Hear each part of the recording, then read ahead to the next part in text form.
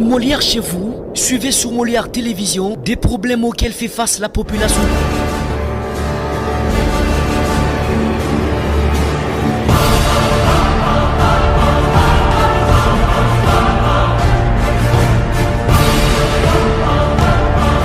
Nous le savons tous que vous êtes nombreux en train de nous suivre de partout dans le monde entier. Mesdames et messieurs, chers téléspectateurs, nous sommes dans la province du Haut-Katanga.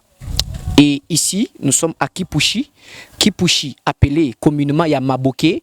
Et ce joli cadre qui nous reçoit aujourd'hui pour cette émission spéciale que nous tournons dans la province du Haut-Katanga, c'est donc Golden Lodge chez Adilar. Vous voyez, là derrière, il y a des maisons, il y a un beau paysage.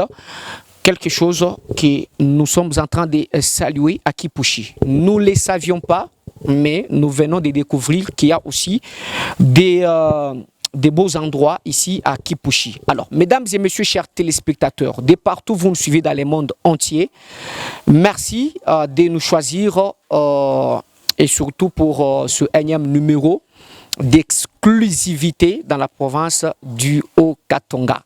Alors, nous prenons la partie plainte de la population. Molière chez vous, suivez sur Molière Télévision des problèmes auxquels fait face la population. Dans la partie plainte de la population, mesdames et messieurs, chers téléspectateurs, les travailleurs de Metalcol, c'est une entreprise minière à Kolwezi, se sont levés pour dénoncer les mauvais traitements de la part du directeur général. Alors, ils ont séché les activités, ils ont déclenché un mouvement de grève. Suivez ces images. Ouais!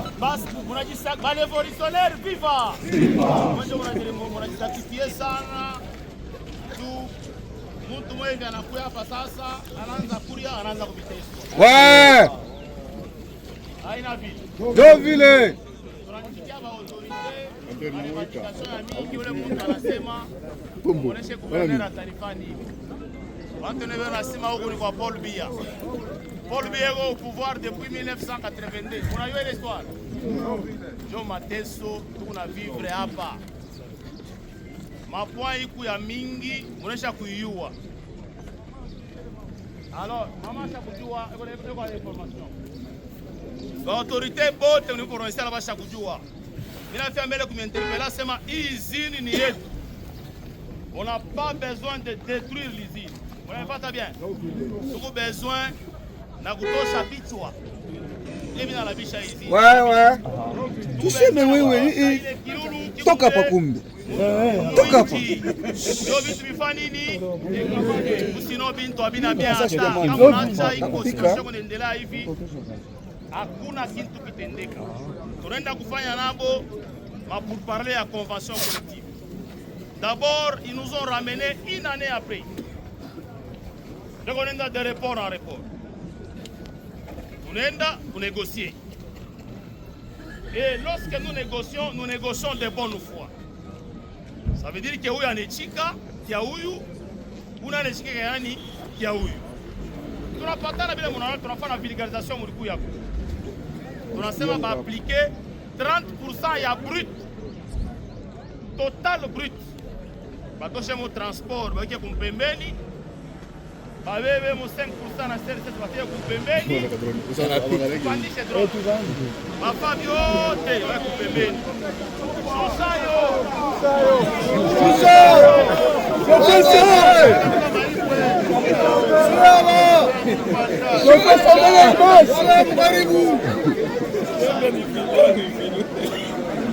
Alors, tunabambia sema muaplike. Konekana. Banashinda kuaplike. Konekana hivi. Tunabambia sema hivi muaplike. Banatuma email, banaonesha tuna ma PV yote. Tutaplike avec effet rétroactif. Camarades, muriona effet rétroactif. Hakuna kimbo. Sans contraire. Banakata. Na muhimu yenu ya siku yote banakata. tunasema priorité hapa ni soins de santé. L'histoire de santé. Kwa makelele.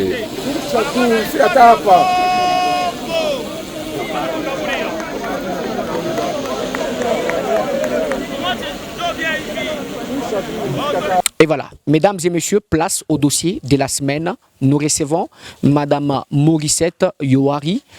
C'est elle qui nous a amenés ici à Kipushi. Nous allons découvrir avec elle. Nous allons découvrir, nous, avec vous, les téléspectateurs, parce que c'est elle qui va nous faire découvrir. Elle va parler de Kipushi. Elle réclame pour que cette cité frontalière devienne une ville.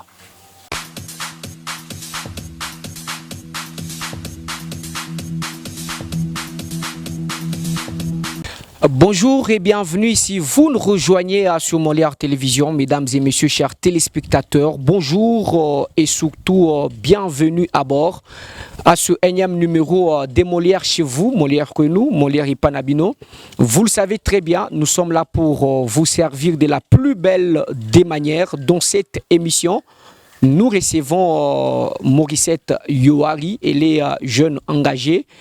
Alors, vous allez donc la découvrir dans cette émission. Bonjour, Madame Yohari, et surtout bienvenue. Merci et bonjour, Monsieur Junior. Alors, nous allons donc parler avec Madame Yohari de Kipushi. Elle est jeune engagée dans la promotion des valeurs féminines. Elle est également dans la lutte contre la délinquance juvénile. Mais vous allez aussi plus découvrir ce qu'elle est dans cette émission, mesdames et messieurs, chers téléspectateurs. Nous sommes réalisés par Jean-Paul Mugaloudi des Bestes. Merci bien au full boss Jerry Nembalemba pour la supervision. Alors, mesdames et messieurs, chers téléspectateurs, c'est parti.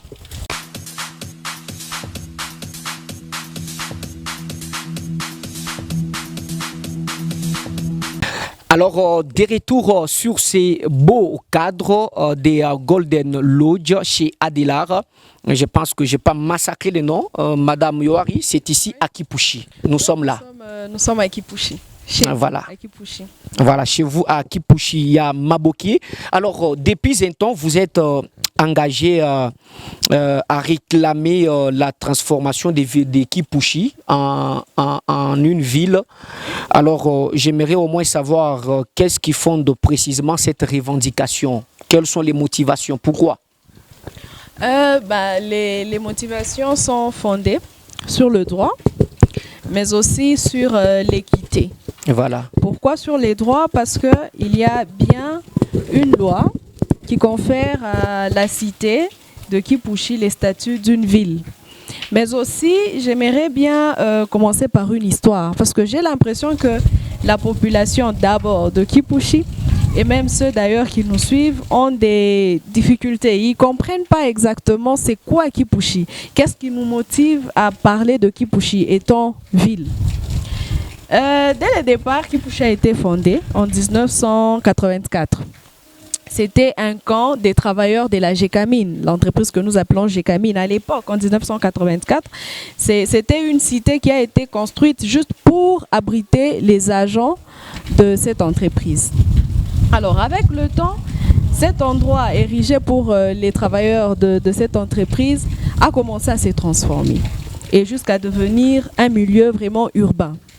Et c'est en devenant urbain qu'on a décidé que Kipushi devait être les chefs-lieux du territoire de Kipushi.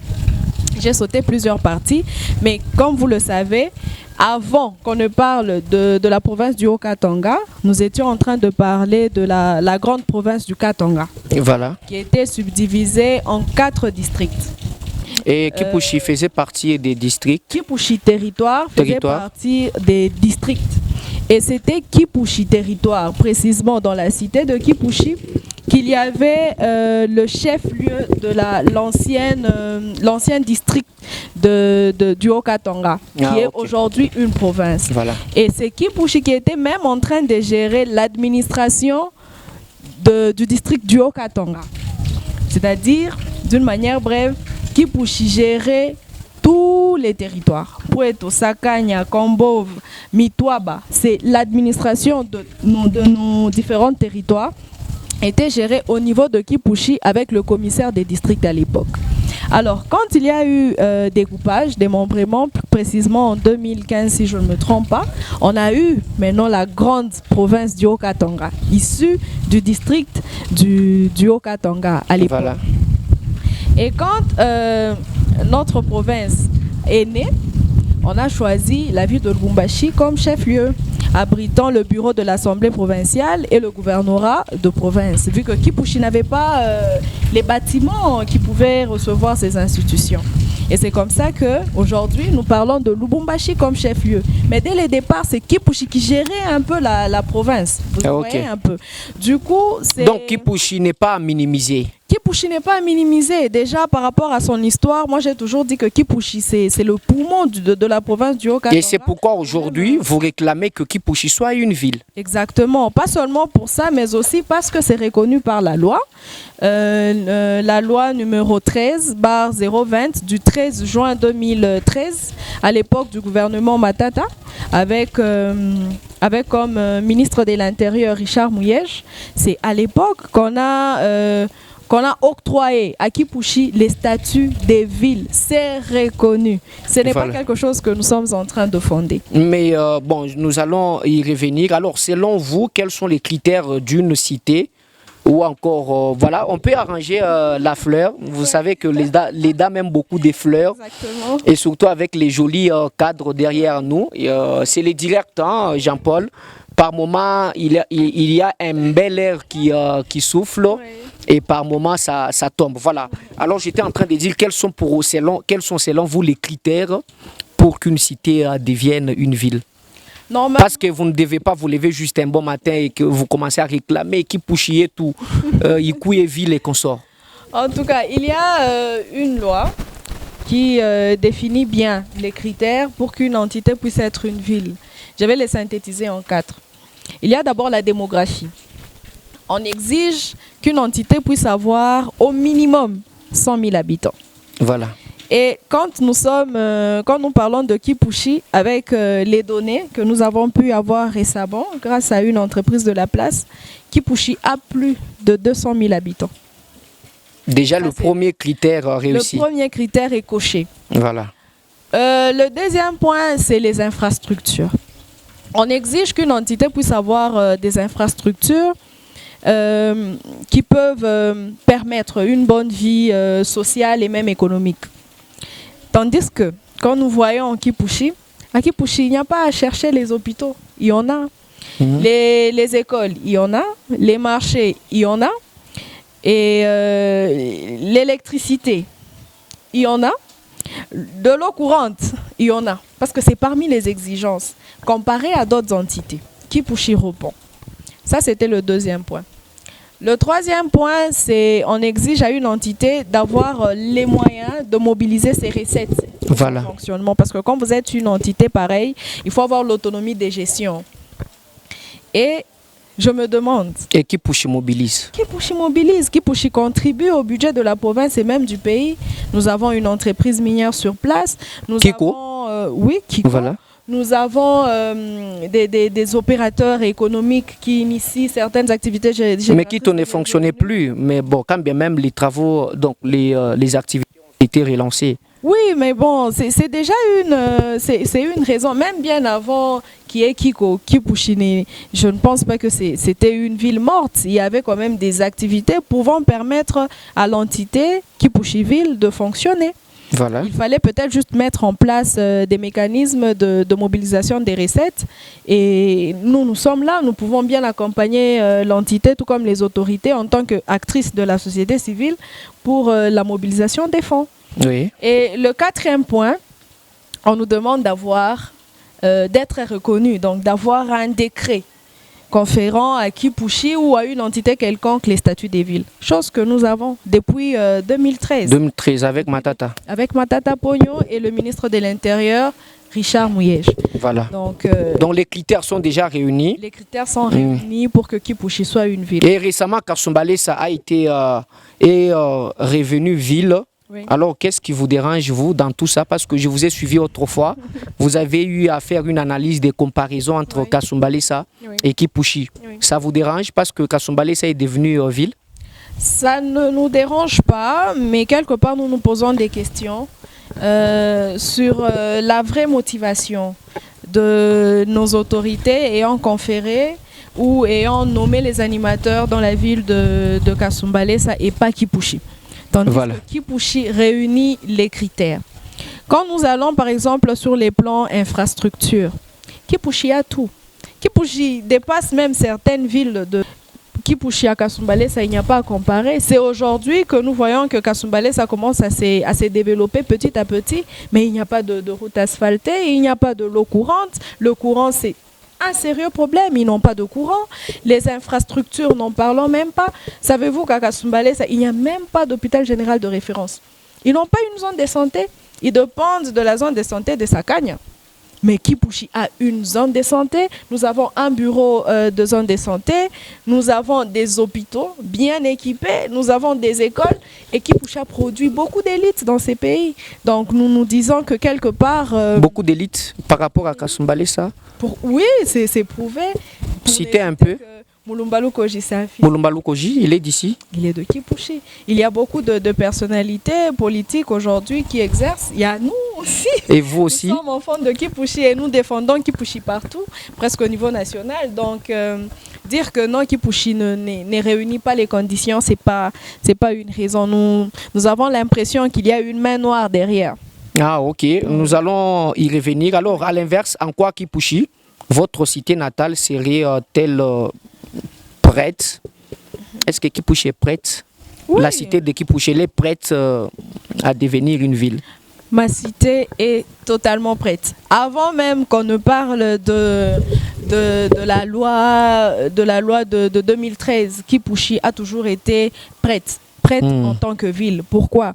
Parce que Kipushi a géré le district du Haut-Katanga, qui est aujourd'hui une province. Kipushi a géré l'administration de ce district. Donc, quelque part, moi je me dis, à Kipushi, il y a de l'expertise.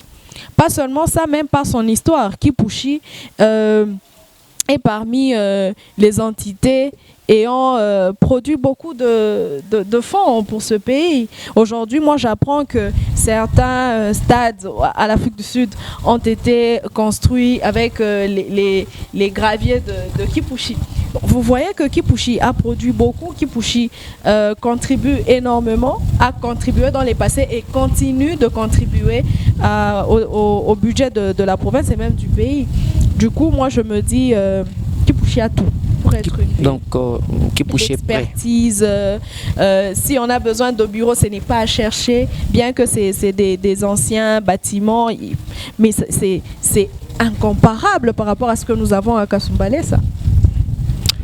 Alors, c'est clair. Alors, Madame Morissette Yohari, Oui. nous allons poursuivre cette émission sur Kipushi parce que nous sommes en train de parler de Kipushi. Alors, Kipushi n'est pas devenu aujourd'hui ville, mais Kasumbalesa est devenu ville. Alors, vous avez trouvé qu'il y a de l'injustice dans ça? Oui, hein, bon, dire qu'il y a de l'injustice, moi je pense qu'il y a juste une volonté politique. Il n'y a pas de volonté politique de mettre en exécution la loi portant les statuts de Kipushi en tant que ville. C'est juste une volonté politique, mais aussi je pense que peut-être quelque part nos représentants ne savent pas porter la voix de Kipushi. Bon, ils ne savent pas porter, mais peut-être qu'ils le portent, mais pas suffisamment. Mais aussi peut-être l'appropriation de cette lutte par la population. Parce que la population est au courant de la réalité, mais elle ne prend pas ça vraiment en main. Voilà. Et surtout que, comme j'étais en train de le dire au début, nous avons grandi avec une éducation rigoureuse de la Gécamine, d'où il y a beaucoup d'élites. Et plus souvent, les gens sont focus sur leur vie. Donc les enfants de Kipushi sont bien éduqués. très bien éduqués. Ah bon? C'est l'éducation de la GECAMINE quand même. The Best, nous allons vérifier ça. Oui, il faut vérifier. Nous avons vu même quand on nous a reçus par les agents de Monsieur Adélard. Oui. Donc ils étaient cool, ils étaient accueillants. Oui. Donc on nous a reçus chez Golden, c'est Golden Lodge. Golden Lodge. Voilà, nous félicitons les cadres, nous les félicitons, les cadres est joli. Oui. Voilà, alors donc ça montre que les enfants de Kipushi sont bien éduqués. Les enfants de Kipushi sont très bien éduqués, très bien instruits. Et c'est pour ça que vous dites que Kipushi donc est prêt à devenir ville. Pas seulement pour ça. Kipushi a des élites. Pas seulement parce que Kipushi a des élites, mais parce que c'est reconnu par la loi. Voilà. La 013/20 du 13 juin 2013 qui confère à Kipushi les statuts de ville. Donc ce n'est même pas une négociation, c'est un droit. Ah, mais pourquoi ça traîne à être exécuté, c'est arrêté? Alors, il y a une main noire, selon vous, parce que vous avez évoqué ça en début de l'émission. Il y a une main noire. Oui, il y a une main noire, au-delà aussi de la volonté politique de certaines autorités, mais aussi il y a qu'est-ce que j'allais dire? Au-delà de la main noire, il y a aussi la lourdeur dans l'administration de notre pays, comme vous le savez. Voilà. Et Kipushi n'est pas seul dans ce problème. D'être victime. Il y a plusieurs entités qui réclament, mais au moins Kipushi a une fille ou des fils qui se lèvent pour en parler. Donc c'est justifié par la lourdeur administrative. Mais aussi, nous avons quand même constaté que le chef de l'État, son Excellence Félix-Antoine Tshisekedi Tshilombo, a manifesté une volonté à faire un pas pour que Kipushi soit une ville. Nous l'avons constaté par l'exécution du PDL 145 territoires, qui vise à désengorger un peu certains territoires, mais aussi à développer d'autres entités. C'est comme ça que vous allez constater qu'ici à Kipushi, le bureau du territoire a été déplacé vers Lumata. Ah bon? Oui. Ok. C'est-à-dire, c'est déjà un point qui prouve encore une fois que Kipushi est en train de devenir ville, mais ça traîne encore. Pourquoi? Parce qu'avant, l'administrateur des territoires avait son bureau dans Kipushi Cité, qui est aujourd'hui une ville, qui sera bientôt une ville quand on aura... les bureaux de l'administrateur, il n'est plus ici? Ils ont été délocalisés, délocalisés vers Lumata. Donc là, vous êtes resté avec les bourgmestres? Avec le bourgmestre faisant fonction. Ah, ok. Oui. Déjà, c'est un pas parce que ça sonnerait mal d'être dans une ville avec le bureau de l'administrateur, avec la mairie, avec les bourgmestres. Ça crée un peu des comment on dit, des chevauchements. Voilà. Et grâce au projet de 145 territoires initié par le chef de l'État, aujourd'hui, Kipushi est quand même désengorgé. Nous pensons qu'avec le temps, il y aura peut-être des animateurs maintenant pour assurer la gestion de Kipushi en tant que ville. Mais vous ne faites que réclamer Kipushi doit être ville, Kipushi doit être ville et non pas une cité. Alors, quel est l'impact concret l'impact concret si aujourd'hui Kipushi devenait une ville? Est-ce que ça a l'impact sur le quotidien de la population? Exactement. Kipushi, être une ville, ça change tout. Kipushi. Mais vous dites que vous êtes déjà prêt, vous avez des élites, vous avez tout. Oui. Mais qu'est-ce que les statuts des villes vont venir apporter dans votre quotidien? Oui, monsieur le journaliste. Mais rester qu'une cité. Non, on ne peut pas rester qu'une cité quand même. Kipushi, le chef-lieu du grand district du Haut-Katanga, rester une cité, c'est grave ça. Ou bien c'est une insulte. C'est même une insulte, j'allais le dire. Voilà. C'est une insulte parce qu'en vrai, nous méritons mieux. Nous méritons mieux.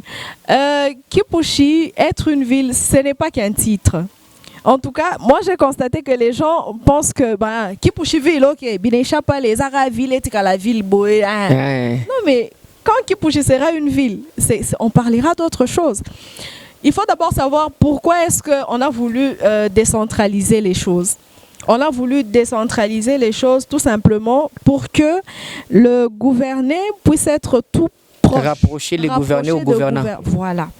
Et cela permet un développement dans nos entités. Kipushi être une ville, ce n'est pas seulement que nous allons nous vanter que voilà, nous sommes maintenant dans une ville. Non, nous verrons des changements. Pourquoi? Parce qu'il y aura un maire de la ville avec son adjoint, il y aura un conseil urbain, il y aura une police urbaine. Il y aura des communes. Il y aura des communes. Dans les communes, il y aura des bourgmestres. Les bourgmestres avec leurs adjoints qui seront en contact avec les chefs de quartier. Vous voyez déjà que ça rapproche la population à leurs autorités. Voilà. Mais aussi, ça va promouvoir la démocratie parce que Kipushi quand même, on a le droit d'élire nos dirigeants au-delà de nos représentants qui sont les députés. Parce que si Kipushi devenait une ville, nous aurons le droit d'élire les autorités de notre entité. Mais aussi, nous aurons l'autonomie des gestions. C'est-à-dire, peut-être c'est une information. Aujourd'hui, nous avons une très grande entreprise qui est parmi les meilleures entreprises du monde. Nous avons le zinc le plus titré du monde qui est exploité par Kiko. Voilà. Kiko qui a les zinc, voilà. Les zinc les plus titrés. Nous avons une mine souterraine historique à Kipushi, notre puits ce qu'on appelle puits 5 là. On a notre puits souterraine qui est la plus profonde. Alors, avec tout ce que nous avons, il y a, comme je venais de le dire, il y a une entreprise minière, Kiko, qui a la volonté de voir la population émerger, de voir le développement de la population. Nous avons vu même l'arrivée de l'ARSP, du DG de l'ARSP, Miguel Cachal. Voilà, imaginez. Et cette entreprise doit commencer à verser la redevance minière. Mais peut-être que les gens seront choqués. Ça fait déjà plus d'une année que Kiko exploite. Mais où va l'argent de la redevance minière? Qui est derrière ça? Donc on a l'impression... Si aujourd'hui l'argent de la redevance minière est détourné, bon, ce n'est pas parce que Kipushi n'est pas une ville que cet argent est détourné.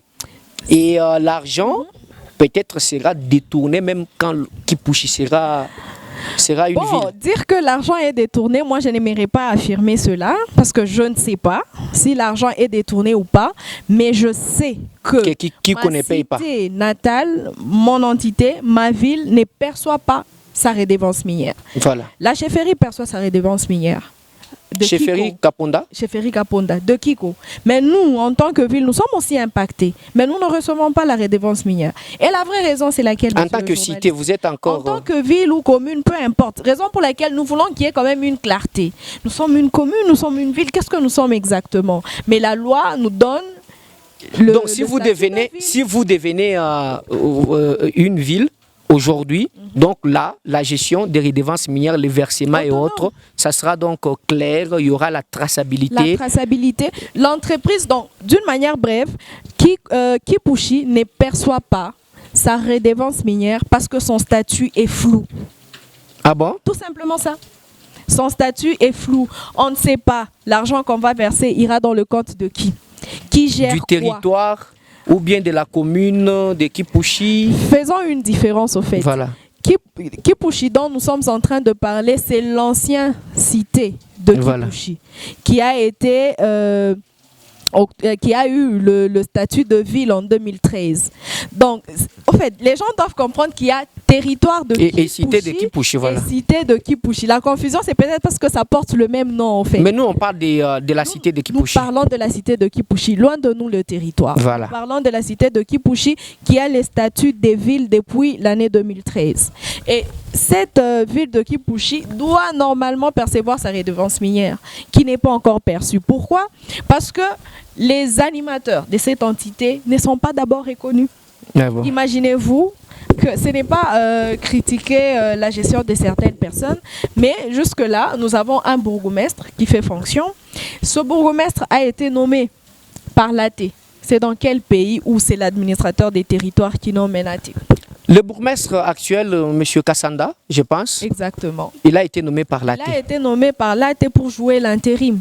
Et normalement, nous savons tous que les... Maintenant, de best, il y a tout problème, il y a Kipushi, donc AT Njo en a nommé bourgmestre Kassanda.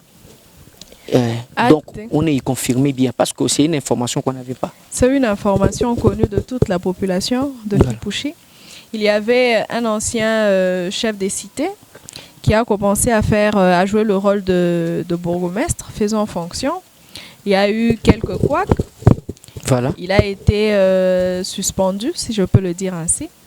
Et l'administrateur de territoire a nommé un bourgmestre faisant fonction. Donc il est seul, il n'a pas d'adjoint? Il est seul, il n'a pas d'adjoint, il a été nommé par l'administrateur des territoires dans un pays comme la RDC. C'est normal. C'est depuis quand? Ça fait déjà plus de 2 ans. Hein. Plus de 2 ans? Oui. Et puis le VPM Chabani regarde ça et puis il ne parle pas. Il ne parle pas. Nous espérons qu'il va parler. Et vous, vous souhaitiez quoi? Nous voulons que les choses puissent se passer selon la loi, respecter la loi. Et selon la loi, les animateurs d'une entité comme la nôtre, la ville de Kipushi, c'est le président de la République qui choisit les animateurs. Et nous voulons que ça soit effectif dans notre entité parce que nous avons l'impression d'être jetés aux oubliettes pour une entité comme Kipushi étant un pôle économique stratégique de notre pays. Être géré de cette manière, ça ne va pas. Ah, ok. Alors, vous avez entrepris autant de démarches, Kipushi-Ville, beaucoup de démarches. Bon, on ne peut pas parler d'autres casquettes ici, mais on vous reçoit avec cette casquette-là des jeunes entrepreneurs, jeunes encadreurs, jeunes engagés, leaders des jeunes. Jeunes engagés dans la lutte pour la valorisation de la femme, la promotion des valeurs féminines, la bonne gouvernance, de la bonne gouvernance et autres. Voilà. Alors, loin de nous, d'autres casquettes là et autres. Alors, vous avez entrepris ces démarches. Où en est-il avec ces démarches-là? Parce qu'aujourd'hui, on parle des Kipushi. Avez-vous déjà contacté les autorités? Qu'est-ce que vous avez fait en fait pour faire entendre votre voix? Pour faire entendre notre voix, vous devez d'abord savoir que nous sommes une citoyenne de la République démocratique du Congo, habitante de Kipushi. Et tout ce que nous sommes en train de faire, nous appelons ça action citoyenne. C'est tout simplement des actions en tant que citoyens qui nous obligent de faire des suivis sur des questions qui nous concernent. Et dans les démarches déjà menées, nous avons pu éveiller les autorités sur la situation que traverse Kipushi, sur les médias sociaux. Nous avons commencé par là, des émissions ici et là, des échanges avec les jeunes. Pour conscientiser, expliquer l'historique de Kipushi, où nous en sommes et pourquoi nous subissons tout ça. Et question d'éveiller un peu les jeunes, parce que dans la lutte, nous ne sommes pas seuls aujourd'hui. Il y a beaucoup de jeunes qui sont derrière cette lutte. Il y a des femmes qui sont derrière cette lutte. Il y a des papas. Quand bien même les autres ne veulent pas parler, mais c'est vous qui avez porté haut l'étendard de Kipushi. Mais parce que c'est quand même une question qui est aussi sensible. Hein? C'est quand même une question qui est sensible. Pourquoi les autres ne veulent pas en parler? Imaginez-vous juste pour la sensibilité. La sensibilité. Moi, en tant que Morissette Yoari, j'ai bénéficié de menaces, des messages, des menaces et tout ça, parce que nous voulons en parler. C'est-à-dire de la part de qui? Ou bataille ou émission, Molière télévision. Alors, c'est pas pour ça que nous allons arrêter. Nous continuons parce que nous savons que l'avenir de notre Kipushi dépend de sa jeunesse, dépend de nous. Alors, vous avez entrepris des démarches et puis vous avez fait des plaidoyers et puis auprès des autorités pour faire avancer ce dossier. Exactement. Et c'est en cours.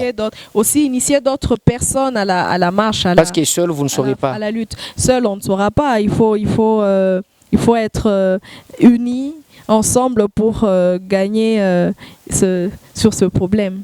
Alors, quel message adressez-vous aux autorités provinciales ou nationales? Aux autorités provinciales et nationales et surtout ceux qui veulent bloquer les statuts de Kipushi comme ville à cause de leurs intérêts personnels à eux, je dirais, Kipushi, ce n'est pas une cité qui demande de l'aumône, non. Kipushi, c'est une ville qui exige son acte de naissance, qui est la loi du 13 juin 2023. Et nous ne demandons que ça. Son applicabilité, la nomination... 2013. 2013, voilà. Merci, 2013. Et nous n'exigeons que ça. L'application de cette... Ce n'est pas l'aumône, ce n'est pas un cadeau. Ce n'est pas un cadeau, on n'a pas à négocier. C'est quelque chose qui nous est... C'est votre droit. C'est notre droit. Et ils doivent nous donner ça. Ils doivent vraiment nous donner ça. Et nous espérons qu'il y aura la nomination des différents animateurs de notre ville de Kipushi. Avec les VPM, au VPM, au chef de l'État peut-être un mot. Parce que le VPM, voilà. Oui, le VPM... Chabani. Oui, je tiens d'abord à le remercier directement parce qu'il y a un député national de Kipushi, John Mbonda, qui avait dressé une question, je crois orale ou écrite au VPM, au premier vice-ministre de l'Intérieur, Jacques Chabani, qui a répondu noir sur blanc que Kipushi était une ville. Et il ne fallait que nommer les animateurs pour que ces statuts soient effectifs. Mais ça bloque jusque-là. Ça bloque jusque-là et nous espérons qu'il va le faire. Voilà. Va le faire. Et au chef de l'État, nous le remercions. D'abord, comme j'étais en train de le dire dès le départ, pour les 145 territoires, les PDL 145 territoires, bien évidemment, qui a permis de désengorger un peu Kipushi parce qu'on était étouffés, latés, les bourgmestres là-bas et tout. Et avec ce projet, nous sentons sa volonté de faire développer des milieux ruraux et surtout de désengorger Kipushi. Et c'est un signal. Nous pensons qu'avec ça, Kipushi va vraiment bénéficier de son statut de ville. Et si votre voix n'est pas entendue, que feriez-vous? Si ma voix n'est pas entendue, ce n'est pas grave. Hein. Nous allons continuer parce que... Donc la lutte continue. La lutte continue. Déjà que j'étais en train de le dire, nous sommes en train d'initier d'autres jeunes à cette lutte. Donc si nous passons, il y aura toujours des jeunes qui viendront et qui rappelleront que Kipushi est une ville et Kipushi mérite d'être une ville. Kipushi est une ville, Kipushi mérite d'être ville. C'est cette expression que nous retenons de Morissette Yohari. Mesdames et messieurs, chers téléspectateurs, nous avons parlé de Kipushi. Morissette Yohari, qui est jeune engagé dans cette lutte, réclame auprès des autorités afin que les statuts des villes soient donc donnés à Kipushi, qui est aujourd'hui une cité. On ne parle pas de Kipushi, territoire. Alors, d'une manière brève, vous pouvez lancer un message. Regardez dans la caméra de Molière Télévision. Oui. Vous êtes suivi dans le monde entier. Oui. Un message en swahili, en français. Donc, mélangez un peu pour faciliter une bonne audition. Oui, comme mot de la fin, moi je demanderai d'abord aux autorités de veiller à l'applicabilité de ces décrets conférant à Kipushi les statuts des villes, mais aussi à ceux qui nous suivent ailleurs, parce que je sais que Molière Télévision est suivie partout dans le monde. Voilà. Il y a nos frères et sœurs de Kipushi qui vivent ailleurs. Pensez à votre entité, en accompagnant les activités des jeunes, en accompagnant les services de l'État qui existent déjà, avec des financements, avec des projets, avec des formations, avec des investisseurs, parce que nous en avons vraiment besoin. Étant une ville, nous devons diversifier nos sources de revenus pour avoir les recettes qui nous permettront de gérer cette entité. Donc à tout le monde, n'oubliez pas, sachez que Kipushi existe et c'est le poumon de la province et même de la RDC. C'est clair. Vous nous avez suivis sur Molière Télévision ainsi que sur nos plateformes des réseaux sociaux. Mesdames et messieurs, chers téléspectateurs, merci bien de nous avoir suivis. D'ici jusque-là, portez-vous très bien. Au revoir.